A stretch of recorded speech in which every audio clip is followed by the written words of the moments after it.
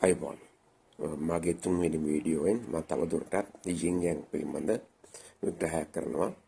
මේ සටන් කලාවට කොහොමද අපි භාවිතා කරන්නේ, මොන විදිහටද ප්‍රයෝජනයට ගන්න කියන එක පැහැදිලි කිරීම මගේ අරමුණයි.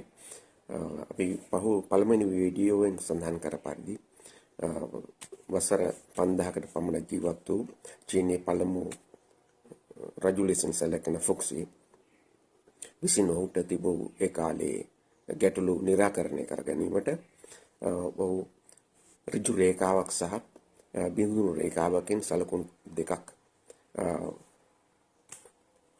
මේ වදේක සිදුරක ඇති ඩයග්‍රෑම් එකක් like ස්ටාර් ස්ටැක් වගේ ඒ කෝණාට වටේ මෙම සලකුණු යොදමින් චීන ජියෝග්‍රැෆිකල් මැප් එකට අනුව ඒ සිතියමට අනුව තමා මුහුණ දුන් සීත ඍතුව, ග්‍රීෂ්ම ඍතුව, සුළඟ, අකුණු සහ ජලය, ගින්දර මෙවැනි එලිමන්ට්ස් මෙම සිදුර වටා මෙම සලකුණු වටා යොදමින් ට්‍රයග්‍රෑමය භාගුව ට්‍රයග්‍රෑමය නිර්මාණය කරනු ලැබුවා. එතකොට මේ බොහෝ දුරට එකල තිබූ දේශගුණික තත්ත්වයන් මත තමයි සලකුණු කරනු ලැබුවේ.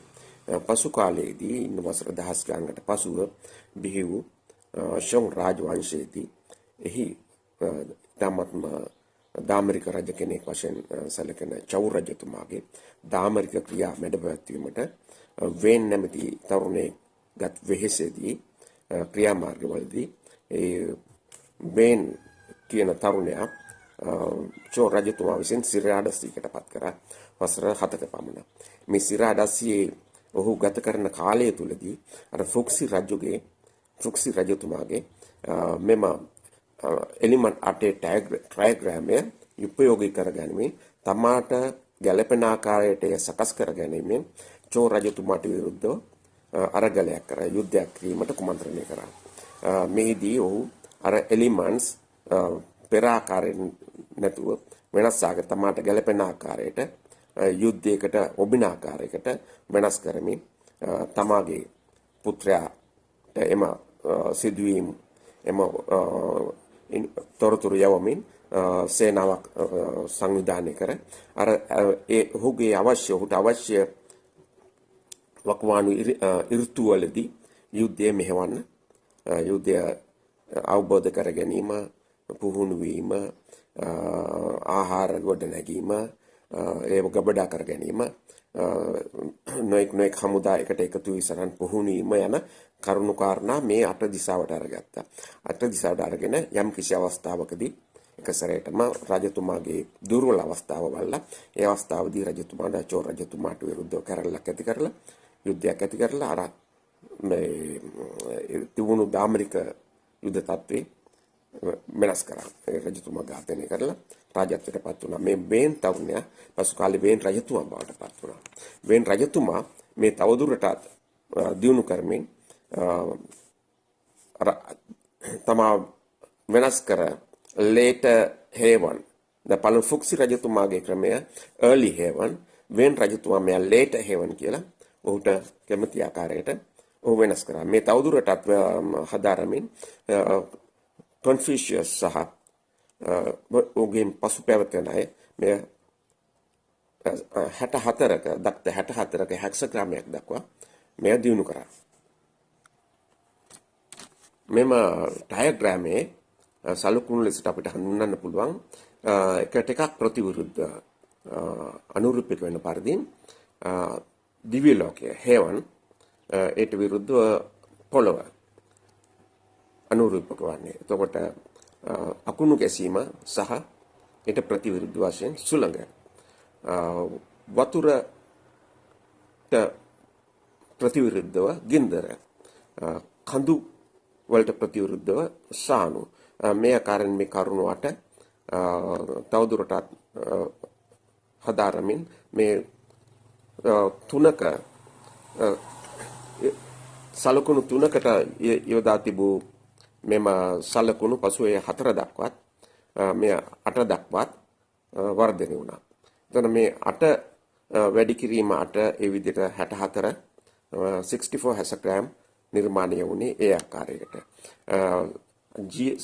සාමාන්‍ය ජනවහරේදී අපිට ජන ජීවිතයේදී මේ වගා කටයුතු සඳහා යොදා ගන්න පුළුවන්. දේශපාලන ජීවිතයේදී යුද අරගල සඳහා මේ භාවිතා කරන්න පුළුවන්. මේ භාවිතා කරමින් චීනයේ බගුවා නැමැති සටන් කලාවක් බිහි වෙලා තියෙනවා. මේ සටන් කලාව අර වෘත්තය වටා ඇවිදිමින් විවිධ දුර්වලතා හමුවේ ප්‍රතිවිරුද්ධවාදියාගේ විරුද්ධ දුර්වලතා හමුවේදී ඇතුළට පැන පහර දීමේ සටන් කලාවක් දැක ගන්න පුළුවන්. ඉතාමත් චමත්කාරජනකයි. ඉතාමත් ඇඩ්වාන්ස් සටන් කලාවක් වශයෙන් හඳුන්වන්න පුළුවන්. මෙම සංකල්පය යොදාගෙන ක්‍රිස්තු වර්ෂ 5 වෙනි සියවසේ ශාවලින් ටෙම්පල් ආරාමය ආරම්භයෙන් පසු එහි විසු භික්ෂූන් මෙම සංකල්පය යොදාගෙන විවිධ සටන් ක්‍රම වූෂු සටන් කලාවන් නිර්මාණය කරන්න ගත්තා.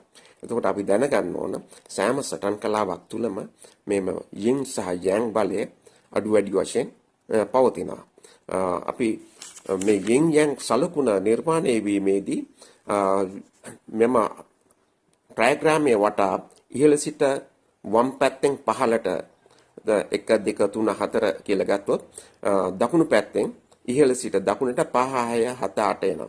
එතකොට මේ 1 2 3 4 ඉඳලා අපි මෙහෙම රේඛාවක් ගත වෘතයක හැදෙන්න 4ට 4 ඉඳලා 5 තියෙන්නේ දකුණු පැත්තට වෙන්න ඉහළ සිට එක දිශාවක් දකුණු පැත්තට වෙන්න. එතකොට ඒ රේඛාව තුල අපි මේ පැත්තට රේඛාවක් ඇඳගෙන ගිහලා 5 හමු වුණොත් 5 ඉඳලා 6 7 8 දිශාවට ආවොතින් පල්ලෙහාට ඒ S අකුරක හැඩයක් ගන්නවා. මේ S අකුරේ හැඩය තමයි yin yang විදියට නිර්මාණය වෙලා තියෙන්නේ. එතකොට මේ සලකුණ සටන් කලාවට ගැනීමට හේතුව මේ සියලු ඍතුන් සියලු බලයන් මෙහෙවීම මේ කේන්ද්‍රස්ථානයේ මේ yin yang කියලා හඳුන්වන්න පුළුවන්. මේ yin yang සලකුණ තුලින් තමයි සෑම දෙයක්ම වෙනස් වෙන්නේ. ඒ ආකාරයට තමයි yin yang බිහි වුනේ. එතකොට ඔබගේ සටන් කලාවේ මේ වගේ yin yang තියෙනවා.